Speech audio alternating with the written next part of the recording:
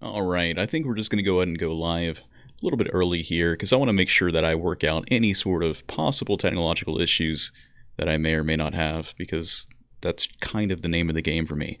Rio's going to be joining us here in just a second or so. We are in communication, and I'm not sure if we're having some tech issues there. Also, be sure to leave any comments that you have concerning whatever it was that we watched transpire last night that you may want me and Rio to talk about. I can't guarantee that we'll be able to fit everything in if the conversation is engrossing enough, but I want to make sure that we kind of have a little bit of community engagement here on this channel and with the Moving Forward podcast in general, at least on the episodes that I am co-hosting with. I hope everyone is in good enough spirits today, as good enough spirits as you can be. I know I say that every single time that I'm doing a podcast, but really I do mean it. It's difficult times we live in. I think back then, sometimes you always think that people recognize, like, hey, this is a historical moment that's going to be spoken about in history books, the Great Depression, yada, yada, yada. I think when you're actually going through it, you like to think, oh, it could be much worse. But when you'll be saying that all the way to the grave, it could be much worse. It could be much worse. Rio is here with us, I believe. All right. Sweet, sweet, sweet. Rio, if you can hear me, we are live. Hey, I wanted to make sure that I had a chance to see if anyone had some comments that they wanted us to cover before we actually did the intro to the podcast. So, how are you doing today? As good as one can be, right?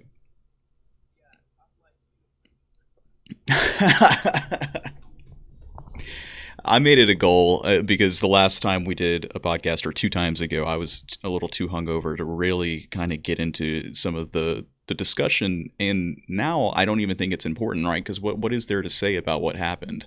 We've got a job in front of us today, Rio. I don't. Really, we can. Okay.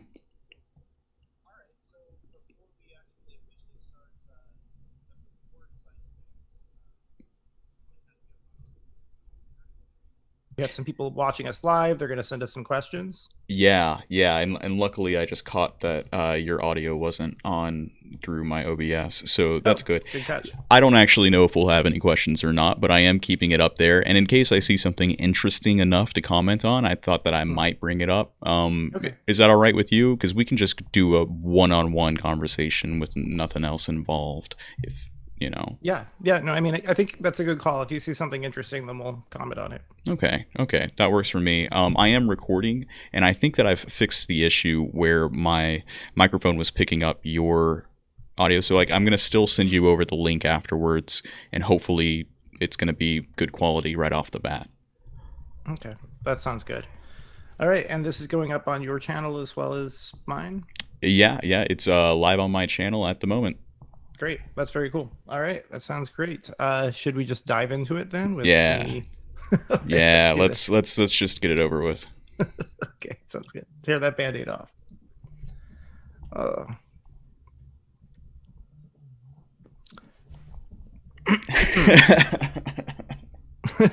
Okay, here we go. Welcome to the Moving Forward podcast. Today we have Seth again from the Dividend Report, this time for Debate Talk. We are going to talk about the debate that happened last night. I only watched part of it. I followed Twitter.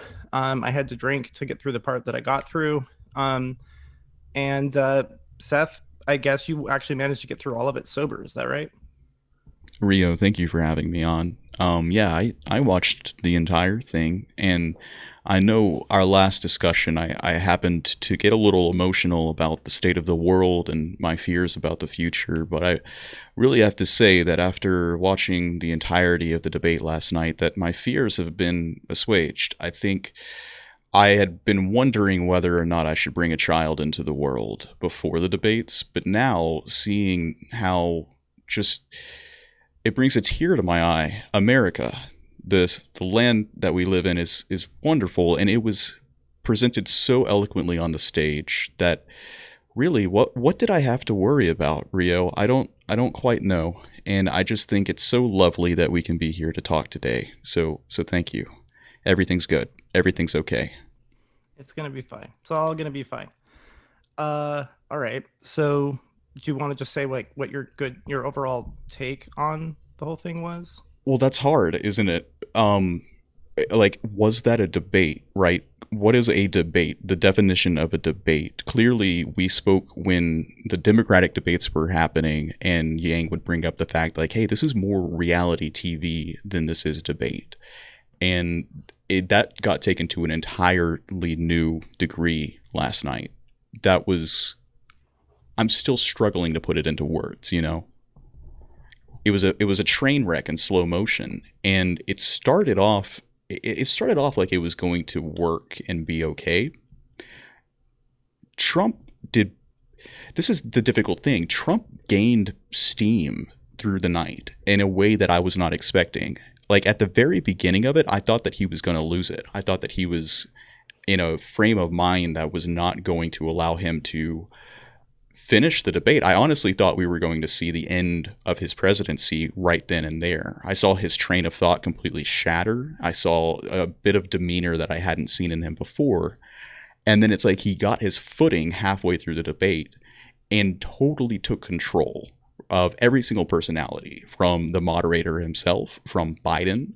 And I think there's psychologists out there who are going to have a field day trying to dissect this in the future to understand exactly how this went the way that it did. Yeah, I definitely felt sorry for Chris Wallace. He was very professional and tried. I mean, he didn't really fact check, but he would say, "Well, actually, no, sir. This is the case. What you just said is not the case." Especially when Trump started arguing with him about his questions. I'm sure Trump's supporters will think that, oh, those evil lefties on Fox News have it in for him and the fake news media. But I think the average American saw a professional, consummate journalist trying to control a child, Yeah, a petulant baby. so I've heard that talked about by different pundits throughout today, and I actually don't really agree. So, face value, let's look at it surface level. What are the dynamics going into the debate? People who are voting for Biden are mostly voting against Trump. People who are voting for Trump are voting for Trump. They are super energized, super engaged about him. What's at stake during the debates is, I guess, like if there are still swing voters, it's Trump's game to bring them over to him at this point, just based on how he's doing in the polls in general. And it's Biden's job not to lose anyone, I guess. And I don't think Trump brought anyone new into his base, but I think that his base, in the ways that they're going to respond to the type of behavior that Trump had last night, I think they're going to eat it up. I don't think any of that is something that they would say, oh, wow, well, we're embarrassed about, even though I am, right? No, they're so tribal about this. So, for example, like Steve Marchand was talking with Nerds for Humanity after the debates last night, and he brought up this point where, like, that level of tribalism is almost, whether you think it's Stockholm Syndrome, whether you think that it's just an addiction to the drama, like some people are saying we just want 4 years of boringness now. No, they very well might want this. This is the crack cocaine, the entertainment, the sugary candy that they thrive off of. Now that it's fully become reality TV, it's no longer political. It's no longer actually a exchange of ideas to find some sort of a solution or a better perspective. This is the reality that they live in and thrive off of, and that's my concern. Yeah, well, I think you summed it up basically correctly. I don't necessarily disagree with what you're saying. I don't think what I said is mutually exclusive with what you said, though, right? Hmm. Because as you said, going into it, most voters have made up their minds. I think you're right that there is an enthusiasm gap in the sense that a lot of regular people who are voting for Biden seem to be mainly motivated by wanting to vote against Trump. But I don't think we should underestimate how much that does motivate people. how unliked and frankly hated Donald Trump is. And I think you could make a case that part of the reason Trump won last time was because while there was an enthusiastic 30% of Americans who were really gung ho about Trump, there were also another group of people who didn't particularly like Trump, but were very motivated by how much they hated Hillary Clinton. And so I think Biden's job was to remain likable and not hateable. I And I think agree. he pulled that off for the most part. I think that Trump's job it was basically to interrupt Biden constantly so that Biden could never actually make his case to the American people, and he largely succeeded at that. But it looks like the debates going forward are going to be more strict about preventing people from interrupting each other. I hope that there's some mic cutting going on. But Yeah, you also have to worry about the fact that if you do cut Trump's mic, and it'll look like they cut Trump's mic more often, right? Because he's not a gentleman; he is a toddler. Then a lot of people will say then they're not being fair to Trump, and it's just more biased mainstream media. You see what I'm right. saying? So I feel like the swing voters are the only people that matter in those debates, and swing voters are not super enthusiastic Trump supporters by definition. So I think a lot of those people saw the dynamic between Trump and Wallace in particular as very unpleasant for them, right? Imagine that you're an older person, you watch cable news, you watch Fox News, maybe you also watch MSNBC because you're a swing voter, right? And you see a guy on Fox News, which is supposed to be the president's channel, just being totally disrespected by an absolute buffoon, right? I think that's going to turn you off a little bit. Yeah, and so I kind of made a joke earlier in the introduction about how now I want to bring a kid into the world, but really I try to put myself in the perspective of, like, say I had a 10-year-old child and I'm telling him, son, look, this is history in the making. This is the leadership of our country that's going to determine your future. And wow, like, watch. Within 15 minutes of what happened last night, I would have been turning the TV off. Like, this is not something that I would want my children to learn, to emulate, to follow. It was the worst disgrace that I could have felt as, like, an American. And that was awful. And knowing that there is a group of people out there who are going to support this president, even with that behavior in mind, is deeply troubling to me. And I hope that you are correct. Like, he didn't win any favors from anyone who was not already in his camp. The state of the game didn't really change, and it may be silly to think that it would from a debate. But the deeper desire that I had going into the debate was hoping that, listen, there are, like, dynamics outside of the political spectrum happening on mainstream TV that need to be exposed, need to be remedied. I'm talking about things like the conspiracy theories or the constant doubt that's being cast into the integrity of our election by the president, right? It's not the job of the mainstream media to be the teller of what is and is not truthful, but at the same time, we have to we can't live in a post-truth world. And I was hoping to see these things. And you're right. Trump's job was to let that not happen, and he succeeded in not letting an actual thorough analysis of the state of the country take place with his constant interrupting. Yeah, no, he was basically a terrorist. His job was to go in and blow it up so that America couldn't get the benefit of a real civilized debate about policies. That Right. was his job. And I think if we look at the recent revelations that should surprise nobody, you can go back and listen to over a year ago on the Moving Forward podcast when Corey and I first started doing it. And I was saying it since 2015, in fact. But on the Moving Forward podcast, I've been publicly saying Donald Trump owes a bunch of money to the Russian government and the Russian mob because he can't get loans from real first world banks, right?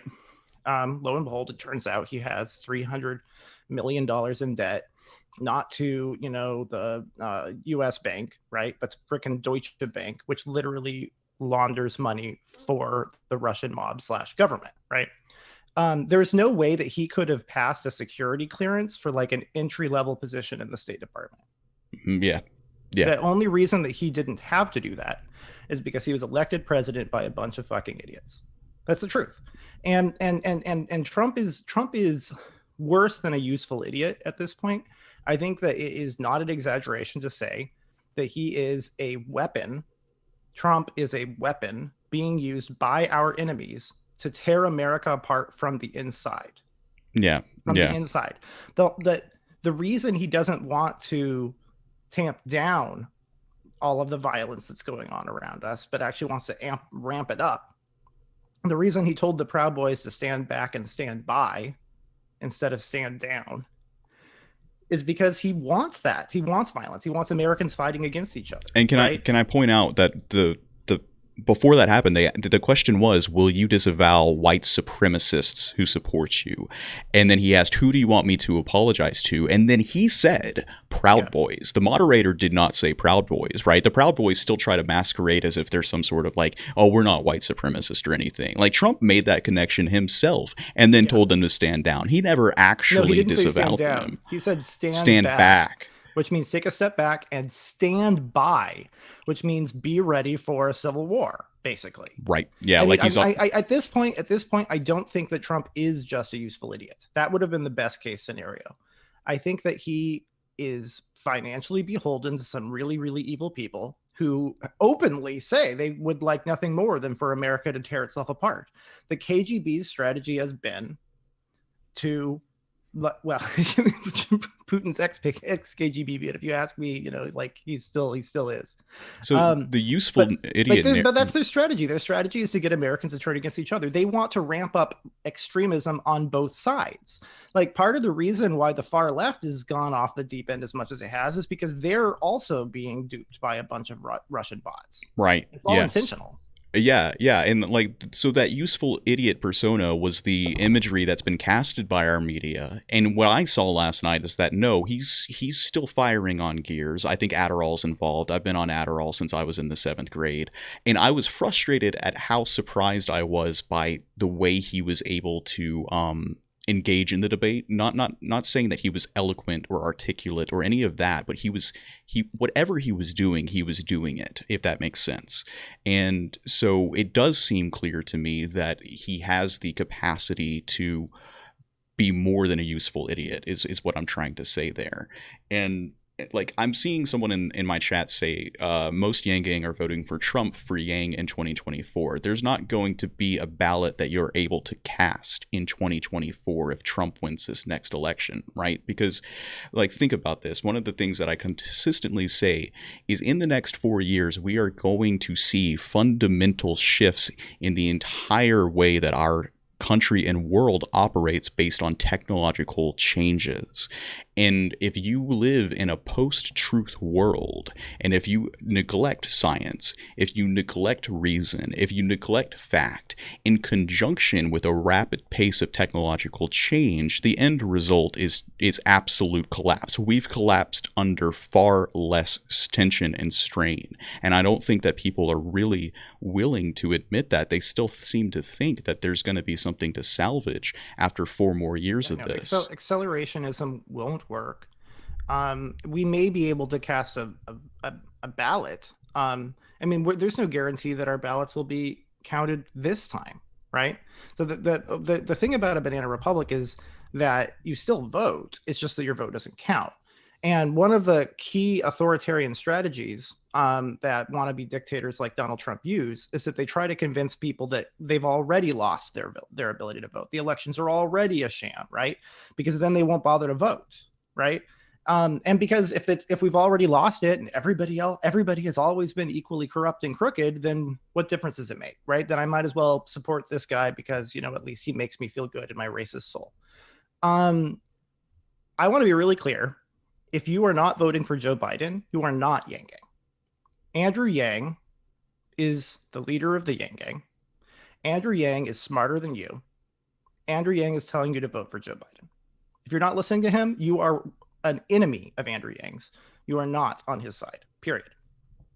Yeah, and I just want to point this out. Like, they brought up the fact that nearly 210,000 Americans have died from the COVID crisis, right? And there's a significant part of the population here that believes this is a liberal hoax. They believe that these deaths are actually being misreported for the benefit of some liberal agenda. And I want to let you know, another part of the debate, they talk about manufacturing jobs. Trump tries to say, I brought all the manufacturing jobs back. No, manufacturing output has skyrocketed in this country, but the employment has never reached levels above when they fell in 2008. Automation is here. It's happening now. And if you're living in a post-truth society where the facts do not matter, no amount of logic or reasoning is going to tell this administration why a universal basic income is important based on the technological aspect that so many Yang Gang are driven to. It's out the window. They will not believe you when you say, look at all of these people who are destitute and impoverished, because they already don't believe that the economy can be anything other than the stock market. They already believe that the 8 million unemployed that live in this country right now is fine. We live in booming times. The pandemic's over. Trust me, don't trust them. They're lying to you. Trump said that too. Actually, I thought was one of Joe Biden's better moments. Pretty much all of his better moments were when he was talking to the American people. He looked in the camera and he spoke to us, not to Trump. Basically to say, like, this is a sham. This is not a real debate. He is not a real president. He is not worthy of the respect and dignity that you afford that office, because he disrespects the office himself every time he opens his fat mouth. So I'm just going to talk to you guys because this is up to you, not him, right? And he said, you know, if you're a billionaire like Donald Trump, who only paid $750 in taxes, right? I pay more taxes than that in half a month than he does in an entire year, right? Donald Trump is not rich. He's a clown. He is living on credit, and he owes money to the worst people in the world, which is a huge national security threat. But Biden just looked at the people and said, sure, billionaires like Trump are doing great, but how are you doing? How are you doing? And I thought that was a really good point, that he was connecting with people. He was saying, you know, I understand that you are not doing as well as Trump. And despite all his bluster, he hasn't done anything for you. Worse, so, he's lied to you. What did Trump do, though? What did Trump do? He dug his grave because he said, oh, no, they're doing great. They're doing great. Okay, well, you know, a lot of people who heard him say that were like, no, I'm not. Yeah. Yeah, ask yourself, are you better off now? That turned them off right there. So again, talking about swing voters, who are the only people that matter, right? Even if they're doing okay, I'm pretty sure most people, even if they're making more money now than they were 4 years ago, most people don't feel like they're doing better now, right? We're locked in our houses. There's riots in the streets. There's Nazis. It's a nightmare. It's a dystopia. We're living in a hellscape, and it's not all Donald Trump's fault, but a competent leader would have been able to avoid letting it get that bad, and it's only going to get worse. So Steve Marchand also in the Yangs for Nerds for Humanity after show, he mentioned that I think his mother passed away from COVID-19, and his family's sitting there watching the debates, and Trump starts talking about how the virus is only really affecting older people and everything. And he said that when Biden turned around and said, like, many of you are watching with an empty chair in your living room today. And he said, like, it shook him to his core, because that is true. Like, the elderly aren't less human. The elderly aren't some type of, you know, like, why I don't want a president who's dehumanizing certain aspects of our population, and I cannot accept a support base that thinks that that's okay. It's crazy to me. I thought the greatest Freudian slip of all time, this didn't happen in the debate, unfortunately, but he did say this publicly on camera. He said we need herd mentality, by which he meant herd immunity. Right? Yeah. Mm-hmm. But that's funny, because he really does need herd mentality. He needs people who think of it like think like sheep, who just follow the great leader and don't question anything he says. He needs people like in George Orwell's 1984, when he holds up 4 fingers and tells them that he's holding up 3 fingers, they need to say, yes, comrade, that's definitely how many freaking fingers you're holding up, right? He needs herd mentality, because the only political asset this man has is the stupidity of the average voter. He has absolutely nothing else going for him. So, like, we need to stop treating him like he's a normal person, like this is a normal debate. It's just not. He is not worthy of that position. It was a national disgrace and a shame. It's a shame. It's shameful that this man was the 45th president of our country. We should all be embarrassed by that.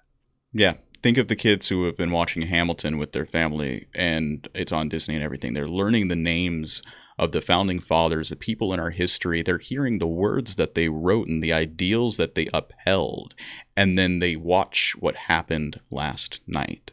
I also want to go back real quick and kind of mention that, my girlfriend traveled to South Korea recently, or, about a couple of years ago.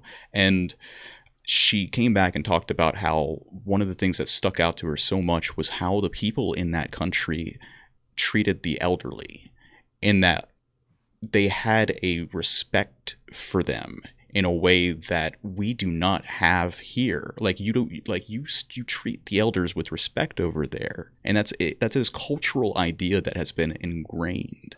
And when I heard Donald Trump just like cast aside hundreds of thousands of people who have died, who have made this country what it is, I don't understand how that's not how that doesn't just end it for him right there. Yeah, and really, to be clear, herd immunity means that something like 2.5 million Americans would have to die, right? And if we decide to just open the floodgates and let that happen sooner rather than later, first of all, we don't know enough about the disease to know that would even work. It might not. And secondly, if we can slow it down and prevent 2.5 million Americans from dying, if we can keep it at under 500,000 instead, which is probably the best we can hope for at this point, then we can get a vaccine and maybe we can save 2 million lives, right? And it's not just old people. There are people my age who are dying of this thing. It's less common, but it happens. Mm-hmm, mm-hmm. And it's not just people who have other complications, right? There are, like any disease, you're higher risk if there are certain things about you, right? So one of them is being older. One of them is being male. If you have high testosterone, if you've got more hair on your chest than you do on your head, like me, that actually makes you higher risk. There are people who survive it, who are young, who are going to be permanently crippled by it. I mean, we don't know what the long-term effects are, but there are some people who months after they recovered still can't walk up the stairs, and they used to run marathons. We don't know how bad this is. This is not something you want to mess around with, you guys. And even Trump was saying, we've found these many months after the virus that he admitted we find out more things as we go along. Trump, you said 7 days before a rally, you told your supporters to treat this like the flu. You said to Bob Woodward that this thing is highly contagious. It's got an R naught of 4 or 5. This is an exponential growth problem, and it's more serious than the flu. You told Bob Woodward that. And he knew that it was spread through the air, right? He knew how dangerous and deadly this was. And then he went on television and said, oh, it's no big deal. It's just like the flu. It's going to go away in the summer. I mean, he just lied every single day. And listen, months while Americans were dying. And something like crazy, like 25% of people who got SARS, the last epidemic that was predominantly in Asian states, they're like living with lifelong chronic conditions like chronic fatigue syndrome.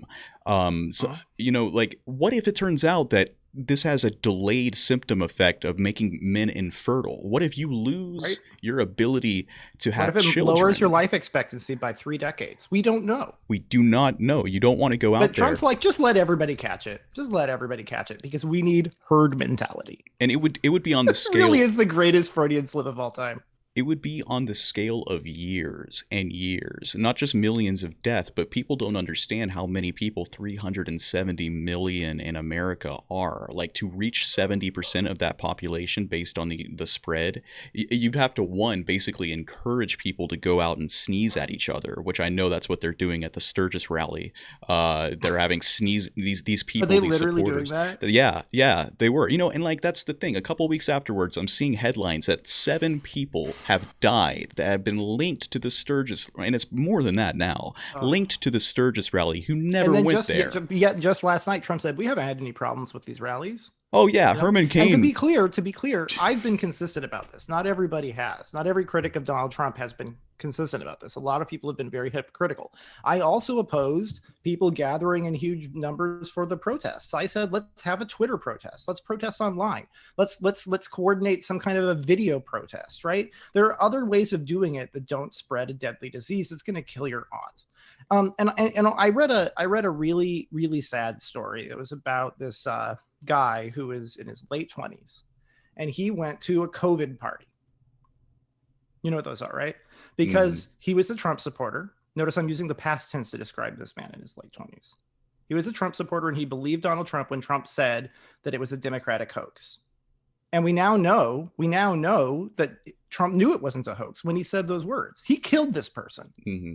Yes. Because this person trusted him. And he thought, crazy, we used to be able to do this. He thought he could trust his president to tell him the truth about something this important.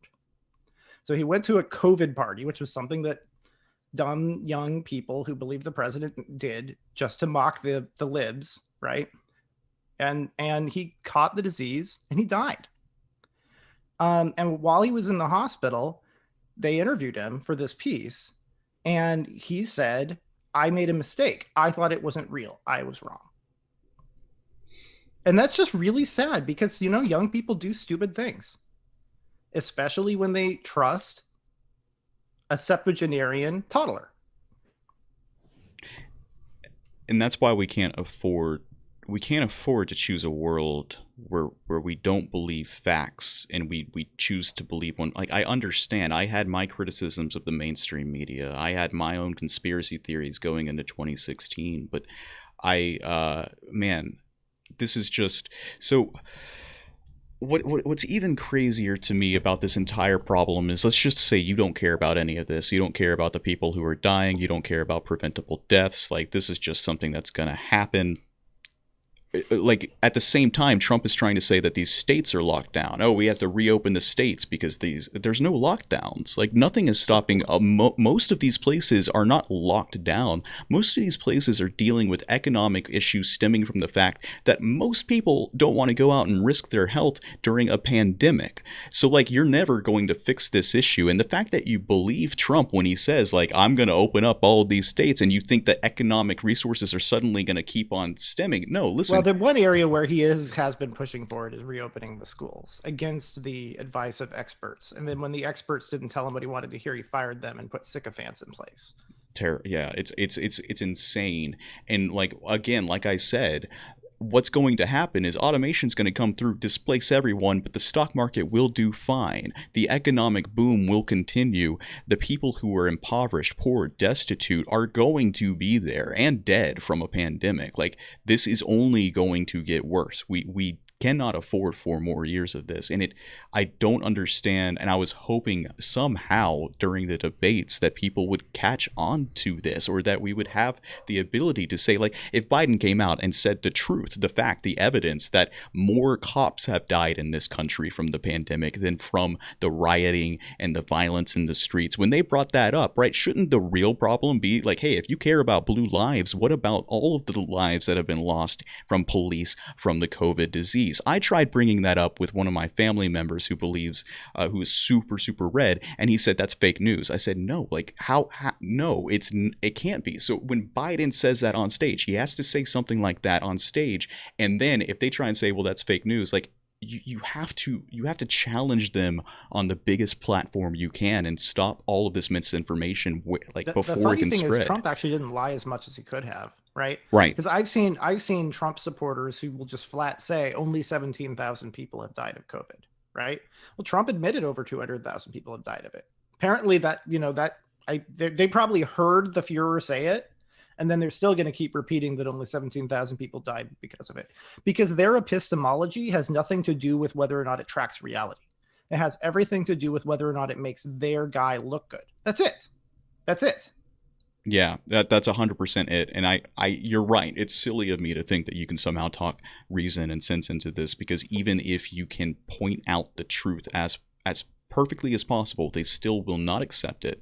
I think that's just possibly in the same area. That's the best thing that you can do for Biden's cause is, again, show them the insanity that's happening on the other side. Yeah, you may not want Biden. You may not care for Biden that much, but this is a vote against Trump. And it's more important than ever. It's not really, honestly, I don't even think it's a vote against Trump. I think it's a vote for democracy. It's a vote for the rule of law. It's a vote for the Constitution. It's a vote for preserving the things about our society that are good right now.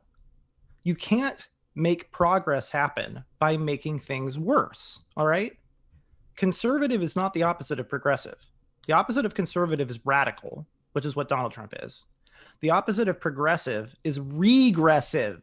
Regressive. Accelerationists, you are regressive. You are actively trying to make society worse, which is the opposite of better.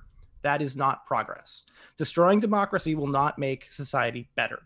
Destroying the rule of law so that you can have the Gestapo come in and arrest you on trumped up charges is not making society better. Okay? Stacking the courts with people who are hostile to the Constitution is not making society better. And if like what it depends on what you like, if you're on the center right like me and what you care about is having low taxes, right? What's to stop the government from hiking your taxes to 50% as soon as your vote doesn't matter anymore? And if you're on the left and what you care about is, you know, taking care of the poor, right? What's to stop the government from cutting food stamps? Not just cutting, ending food stamps, ending welfare. Maybe they'll decide we don't need public schools anymore because, you know, we've got robots to do that stuff, right? Right. Seriously, like if you think things couldn't get worse, you haven't studied history. Things could get a hell of a lot worse. Listen, I want to hammer this home right now. I spent a lot of time, and now I feel almost silly about doing it, talking about how concerned I was about this workfare and this federal jobs guarantee. Like, hey, listen, authoritarian leans both left and right. Well, authoritarian is here. And for the trolls that may be in my YouTube channel right now saying all these things, listen, everything you say on the internet, unless you really go about trying to protect yourself, and then even then, I mean, just take any look at how easily the dark net has been broken and the Silk Road and everything. Like, listen, you invite authoritarianism in with the technology that exists today, you're done. You're done. Yep. Like, things you have said in the past are going to come back and haunt you. You're going to be sent away just like that. It's you do not want to play with this fire because it's going to burn you in ways that authoritarianism in the past you couldn't even dream about it. You want to see what real propaganda looks like? Imagine what happens when the government actually can shut down a newspaper that it doesn't like. Right? Or when the government can tell Facebook what it's allowed and what it's not allowed to show, or just say we're not going to allow Facebook anymore. Now we're going to have, you know, Trump book or whatever, right? They're not thinking this through, dude. They're just not. You want to talk about a couple of the actual? They did get to some policies. Yeah, the Supreme Court exchange at the beginning was kind of interesting, I thought. It was we didn't even get 10 minutes in and he immediately disregarded what Biden was trying to say with, oh, you're a socialist. And he, but still, right. That has close to nothing to do with the question of the Supreme Court. And but that's how fast it flipped the subject right there. So yeah, go ahead and recap what happened with that question exactly, because I'm having a really hard time keeping everything in one piece. I don't know. I think Biden handled it okay. I feel like obviously Biden can't say, yeah, sure, your side won. You guys have the Senate. You have every right to put her on there. And no, I'm totally not going to pack the courts. He can't say that because if he says that, he's going to lose a lot of votes, right? So he did what he did because he had to for political reasons. We know what sort of justice Biden would appoint. It would not be somebody who was going to overturn Roe v. Wade. It would not be someone who's going to overturn the Affordable Care Act. We all know going into it what the contrast there is, right? But, you know, in a way, Trump's kind of right. I mean, like, the problem, setting aside the hypocrisy of Mitch McConnell, who made the clearly disingenuous argument about like passing out Merrick Garland on the grounds of something that he obviously doesn't really believe. It was always just about, we have the power, so we're going to do it. Right. And if he had said that, I'd respect that more, frankly. Yeah. And Trump's answer basically was that. He was like, look, we have the Senate. They didn't have the Senate. I guess it says something more about Mitch McConnell than Donald Trump, that apparently he has less integrity and is less honest than Trump is. But, you know, I mean, I think the best thing for the election would be for the Republicans to push through the confirmation, and then it's not on the ballot, you know, because if this is on the ballot, if the Supreme Court's on the ballot, that's going to motivate all of those like evangelical pro-life people, who some of whom don't like Trump particularly, are going to be extra motivated. If they've already got,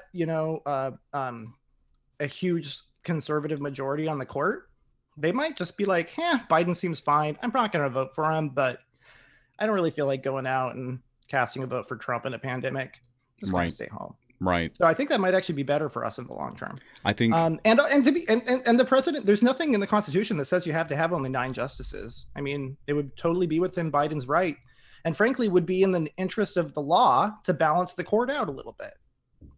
Yeah, and I was wanting to scream at the screen the entire time because Trump's saying I have the mandate to put, like, did Obama not have the mandate? What's different between you and Obama, I wonder, that makes it not Obama's job? Obama wasn't born in America, right? That's why. It's because Obama's black. That's why. Let's be honest. That's why. Yeah, and so, like, at this point, you are just inviting the craziest kinds of things. Biden will sit there and say, oh, yeah, I'm not going to completely pack the courts. Why should you believe anything these days? Again, we're living in a post-truth era, and any administration in their right mind, when they take power, is going to try and tip the balance back a bit from the damage that has been caused before. You can't trust things because you've broken trust. And I agree, he didn't have anything to say there. Like, he can't say, oh, no, I'm not going to pack the courts or anything like that. And also, Biden's very moderate. He is going to nominate another Merrick Garland. He's not going to nominate some far left ideologue. He's going to nominate somebody who is conservative with a small c, in the sense of ruling on the merits of the Constitution, and just not an originalist, right? Interprets the Constitution's historical role a little more broadly, but is not an ideologue, right? That's what Biden would appoint, or would nominate. And I mean, the election is between a radical wannabe fascist dictator and a normal centrist president like we've always had for a long time, right? That's the contrast. And I understand people who want a radical leftist don't like that. Buck up. Millennials are on your side. Keep democracy alive, and you'll probably get your way in a decade or two. Yep. But if you let us become Russia or North Korea, or no, they probably want it to be North Korea. If you let us become Russia, then the game's over after that. Yeah, and it's going to be over in ways that you really just didn't consider, and it's going to be tragic. I mean, so this is the thing too. You know what? I don't even know what I was trying to say there. I'm so flustered by that debate, and it's. I don't even think we should call it a debate. It was a shit show. It was a shit show. And if you're not disgraced by what happened, then I really do have to wonder, like, where you are at and what kind of a world that you are living in, because that was not good. That was not something to be proud of. What kind of values do you have as a person when you look at that and think, oh, that was just good TV or something like that? Or we really own those lives. I wanted to read to you what my mother-in-law, because I told her I hadn't watched the whole thing yet, but I was going to talk about it on the podcast. So I was like, should I go watch the rest of it? This is my mother-in-law, who's like 60, right? Says, don't watch it. Was about the darkest, weirdest, fuckingest, bullshittiest fuckfest of crap. He is a real piece of shit. And piece of shit is all capitalized. That's the most cussing that I've ever heard my mother-in-law say in one paragraph. Have you ever seen the movie Idiocracy? Yeah, no, this is Idiocracy happening. Yeah. That's what it is. Yeah. It is to a T. We've reached the full circle. We've come to it. It was a prediction.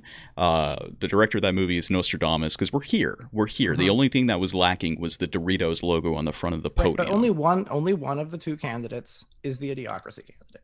The other one is normal, and I get it. I understand normal. Some people weren't satisfied with the status quo. You know what? Neither was I. Yeah. We're never going to be totally satisfied with the status quo. We need to constantly improve it. And faster is better than slower, as long as we're careful not to throw the baby out with the bathwater, right? I get that. But right now, we're in a nightmarish hellscape that is much worse than the Obama years. And we need to go back to what used to be better before we can go forward to something that's better than that. And Biden's platform is kind of giving the left a hell of a lot of stuff they want. I mean, he opposes the death penalty. He's in favor of a public option, which is significantly to the left of the existing Affordable Care Act, right? He supports democracy dollars. which is a Yang policy that would probably guarantee would get UBI, and that is actually really easy to pass in Congress. And it's so like the fact that Trump can weaponize that against Biden in some way to like have Biden have to try and backpedal and say no, it's not socialism. Like this is again a part of the problem that we allowed this debate to get to where it is on the socialism versus capitalism, knowing full well that we've destroyed the entire concept of what socialism actually is. And like I don't think Biden did a bad job during the debate. I think he did as good of a job as you can dealing with that type of a personality that is so manipulative. And Yeah, I people, saw a lot of people on Twitter saying they thought Sanders would have done better. I do think that maybe Yang would have done better, right? I mean, obviously, I wish Yang was the nominee, but he doesn't have that much experience debating. Yang is very polite. He's the exact opposite of Trump in the sense that he is a gentleman who's going to, he would let Trump have his time and then let Trump walk all over him, I think. That would be my fear. I think if Sanders had been the nominee, then it would have been an even more idiocratic debate, frankly, because then you would have had an angry old guy shouting down cantankerous, no, actually, Bernie's the cantankerous one, shouting down a toddler in a tie with Donald Trump. You would have had two populists. I mean, that's what happens with populism. They don't elect gentlemen, they elect, people who probably shouldn't be in that position. this is the weird question, right? They spent the entire time talking about universal health care. Do you support Medicare for all? Blah, blah, blah. And like, it's like I can't tell what was going on, of course, like everything else. But is Trump now at the point where he's like trying to defend the Affordable Care Act? One, I thought that it was huge that the Affordable Care Act was brought up, since there's this disconnect from Trump supporters who think that Obamacare and the Affordable Care Act are two different things. That's a victory on the labeling from that party. Here, it was cast into broad daylight. Like, yes, this is the ACA. That's what's at stake here, and pre-existing conditions and all of these things. So it's like Trump is having to defend socialized medicine essentially, but frame it in a way that people are confused as to what's actually being talked about, right? What are your thoughts on that? I mean, Trump is he's just telling people what they want to hear. He Mm. doesn't, what Biden said is true. Trump doesn't have a plan. He didn't have a plan for how to deal with COVID. He doesn't have a plan for what to replace the Affordable Care Act with. He's not going to do anything. He's not going to do anything, period. He won't. That's the irony, right? Like I feel like the blow that Trump got that was pretty hard, because it will hit a lot of people who were disenchanted with the status quo, was when he said, you haven't done anything in 47 years, which is not true, right? But setting that aside, even if it were true, Trump hasn't done anything either, right? Right. And so that somebody needs to tell Trump he's the incumbent, right? Because he's still running like he's an outsider against the system, but he's been at the top of the system. His party controlled both the House and the Senate for the first 2 years. And did they build the wall while he had all that power? No. Did he replace Obamacare with some amazing system that saves 80 or 90% on drugs? No. He didn't do fucking shit, right? All the things that he has No. succeeded in have tilted the country in a direction of authoritarianism with the way that he's completely packed the courts. Right, because it's all about his own power. He Right. just wants power so that he can stay out of jail, so that he can stay out of debt, so that he can be a god on earth. That's it. That's his only motivation. He does not care about America. All right, Seth, we got to start wrapping up. I've got some other things coming up, but you 100%. Yeah. I don't even know what to say, man. I honestly hope they don't do another debate. It just lends credibility to the guy. Those were the questions that I had. He doesn't deserve to be up there. Like, I'm a producer in my day job, right? If I saw that happening, I would say, we can't put this out on the air. We have a casting problem. Fire the casting director. The guy with the bad hair, with the fake comb over, the $70,000 haircut, that guy, he doesn't belong up there. He's out of his element. Yeah, and like every single news outlet afterwards, the pundits were like, "This was a disaster. This was a disgrace," and they just came out and flat out said it. And I don't think you're not crazy to agree with that. So, what does the next debate looks like? They've got to turn off his mic. They have to. They might, or at a bare minimum, they'll have like some alarm or something. They'll have some plan for making sure that they stick to it. I believe so. It's Yeah. like in a cafeteria where they've got the red green light for the kids who get too loud. That's what our political debate has come to. That's how things have devolved. No, but that wouldn't work because like you can't trust Trump to have as much self-respect as a third grader. And you can trust his follower base to take it as an attack on their ability to, it's disgusting the way that they're able Trump to. Supporters were watching this like the Super Bowl. Yeah. They had their popcorn, they had their beer, which is cool. I like popcorn, I like beer, right? And they're shouting at the TV, but they're shouting for the wrong reasons. They're saying, "Yeah, you get him, Trump. You teach that swamp." I mean, Trump has like filled the swamp not with alligators, with goddamn T-Rexes, right? He's putting people with like people in big positions of power who shouldn't be there because they have like conflicts of interest. Like through and through the whole way across, right? That's the definition of the swamp, supposedly, right? How many arrests are we up to? How many of his close circle is in jail right now? Like it's insane. I to think me. It's actually I think it's a record.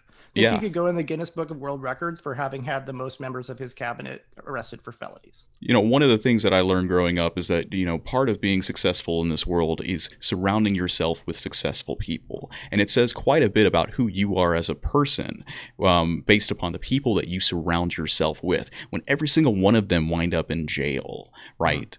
That says some things, in my opinion. But, I agree. I hope that maybe the next time that we have a post-debate analysis like this, we can actually talk about something of substance. And that's true. Maybe it'll be a better debate. I do look forward to it if that's the case. But this was a shit show. It was a total waste of time.